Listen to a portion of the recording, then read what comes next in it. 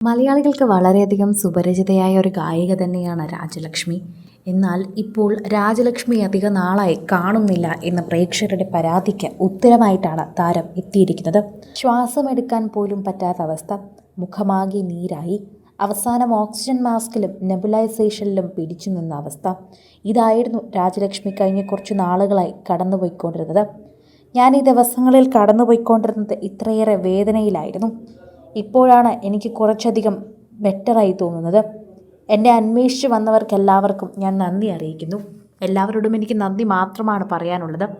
കാരണം ഒരുപാട് പേർ എന്നെ അന്വേഷിച്ചു, ഞാൻ എവിടെയാണെന്ന് ചോദിച്ചു. അങ്ങനെ ചോദിക്കാൻ എനിക്ക് ആളുകളുണ്ട് എന്നറിഞ്ഞതിൽ പോലും ഞാൻ വളരെയധികം സന്തോഷവതിയാണെന്ന് രാജലക്ഷ്മി പറഞ്ഞു.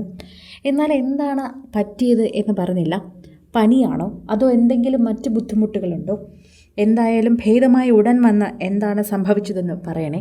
ഞങ്ങളെല്ലാവരും അറിയാൻ കാത്തിരിക്കുകയാണ്. ഇങ്ങനെയാണ് പ്രേക്ഷകരെല്ലാവരും ഇപ്പോൾ രാജലക്ഷ്മിയുടെ പോസ്റ്റിനെക്കുറിച്ച് എഴുതിയിരിക്കുന്നത്.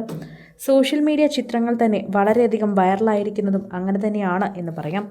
രാജലക്ഷ്മിയോടൊപ്പം തന്നെ നിൽക്കുന്ന ചില പോസ്റ്റുകൾ സോഷ്യൽ മീഡിയയിൽ നേരത്തെ വന്നിട്ടുണ്ടായിരുന്നു.